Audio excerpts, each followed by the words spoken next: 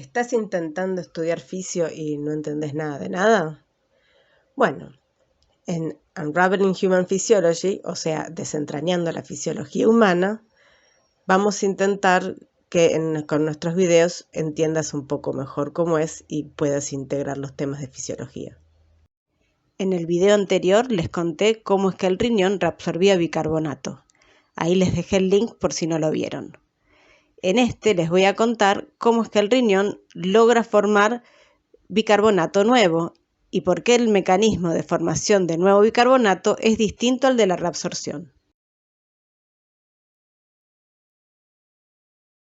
Recordemos entonces que el riñón, con respecto al bicarbonato, realiza dos funciones. Reabsorbe el bicarbonato que se filtró en los glomérulos y forma bicarbonato nuevo para reemplazar al que se perdió amortiguando los ácidos fijos del cuerpo. Hoy nos vamos a dedicar a ver cómo es que el riñón sintetiza ese nuevo bicarbonato. Pero, ¿por qué es tan importante fabricar bicarbonato nuevo? Recordemos, fíjense en mi video anterior, que el cuerpo tiene un metabolismo ácido y fabrica por día 70 miliequivalentes de ácidos no volátiles.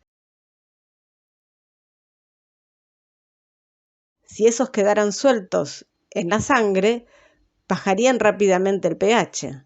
Pero, dado que hay amortiguadores de pH en la sangre, principalmente el bicarbonato, este reacciona con estos ácidos no volátiles para formar sales de ácido, dióxido de carbono y agua.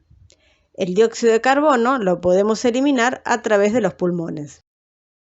Las sales del ácido son neutras y entonces podemos esperar a que se filtren en el riñón y se eliminen por la orina. El problema es el bicarbonato.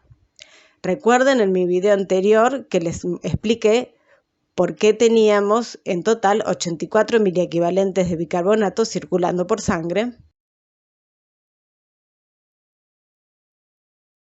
Pero si usamos de esos 84 miliequivalentes, 70 miliequivalentes por día para bufferear los ácidos no volátiles que formamos, nos quedarían solo 14 miliequivalentes de bicarbonato en total, con lo cual no llegaríamos a ninguna parte al día siguiente cuando generáramos nuevos ácidos no volátiles.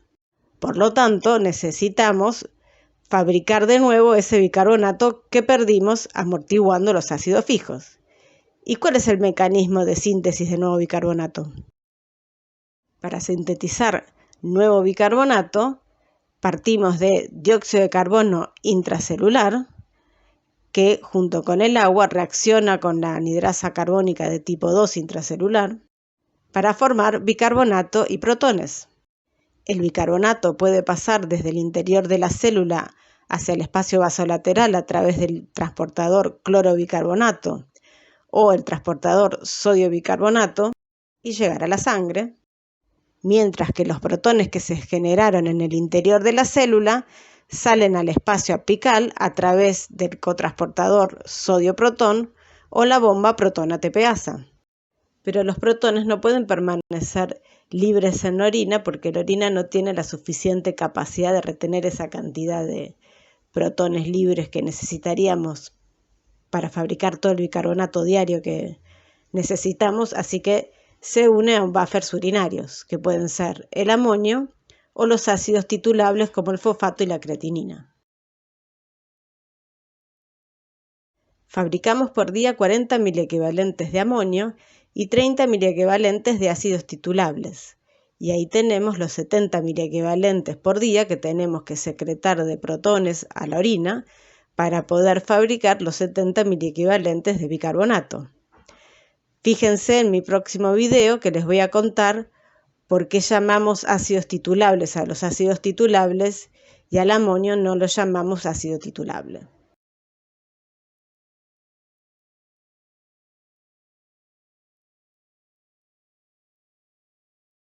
Ahora, la pregunta del millón, porque seguramente de lo que yo les conté me van a decir que les parece que el mecanismo de reabsorción de bicarbonato y el de secreción son iguales, pero no, tienen varias diferencias, vamos a verlas una por una.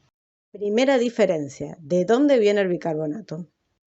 En el caso de la reabsorción de bicarbonato, obviamente el bicarbonato viene del espacio luminal donde está todo el bicarbonato que filtramos a través del glomérulo. En cambio, para la síntesis de nuevo bicarbonato, el bicarbonato se origina en el espacio intracelular de las células tubulares que sintetizan este nuevo bicarbonato. Segunda diferencia. ¿Qué pasa con el dióxido de carbono en cada uno de los casos? Durante la reabsorción de bicarbonato, el dióxido de carbono se forma en la luz de la unión del bicarbonato y el protón, entra a la célula y ahí se vuelve a dividir para formar protones y bicarbonato y el protón vuelve a salir a la luz y vuelve a empezar. O sea que el dióxido de carbono recicla. Si lo quisiera simplificar salvando las distancias, podría decirles que toda la reabsorción de bicarbonato se podría hacer con un solo dióxido de carbono que está reciclando.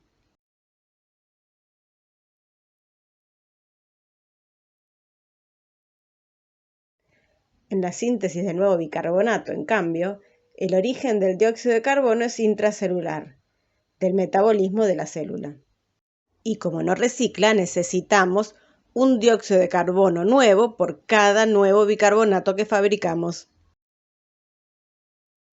Tercera diferencia.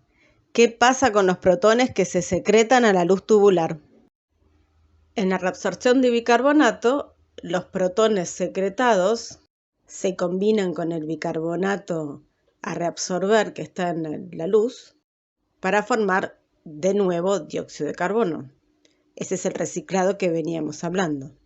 En cambio, en la síntesis de nuevo bicarbonato, los protones secretados se unen a un buffer urinario para después ser eliminados en la orina. Cuarta diferencia. ¿Cuál es la función de cada uno de los dos mecanismos? La reabsorción de bicarbonato es necesaria para mantener el estado ácido-base, eso es, si podemos reabsorber el 100% de bicarbonato.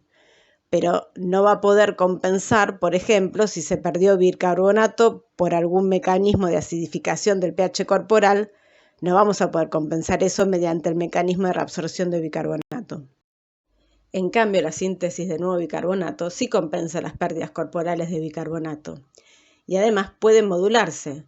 En caso de una acidosis aumenta y en caso de una alcalosis disminuye. Y el mecanismo de todos los que les conté, que sobre todo se modula, es la producción de bicarbonato ligada a la producción de amonio. Quinta diferencia. ¿En qué lugar del nefrón ocurre cada una de ellas? Aunque hay un poco de reabsorción de bicarbonato en otras partes de la nefrona, básicamente la reabsorción de bicarbonato ocurre en el túbulo contorneado proximal. La síntesis de nuevo bicarbonato es más compleja. En el caso a la que está ligada a amonio, el amonio se sintetiza en el túbulo contorneado proximal. Sin embargo, una parte del amonio se recicla en el asa ascendente de Henle porque el amonio puede pasar por los mismos transportadores por los cuales se transporta el potasio. Entonces, en este segmento, por donde reabsorbemos potasio, se reabsorbe también amonio. Finalmente, en el túbulo colector, por mecanismos que todavía no están del todo claros, gran parte de ese amonio se secreta y aumenta muchísimo la concentración de amonio en el túbulo colector y eso va unido a una gran capacidad de acidificación de la orina que ocurre en el túbulo colector. Con respecto a los ácidos titulables, tenemos los principales, el fosfato, que se regula en el túbulo contorneado proximal. Recordemos que el fosfato se filtra en el glomérulo y se reabsorbe en el túbulo contorneado proximal. Todo aquel fosfato que no se reabsorbió sirve como ácido titulable.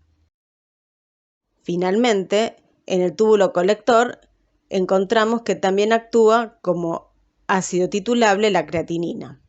En este segmento no puede actuar el fosfato debido al pKa de la reacción de fosfatos. Sin embargo, la creatinina puede hacerlo y es útil para bufferear en este contexto de acidificación de orina. Si te gustó este video, por favor dame un like, suscríbete a mi canal y activa tus notificaciones para saber cuando publico nuevos videos. Y en los comentarios contame qué temas te gustaría que te explique. Gracias.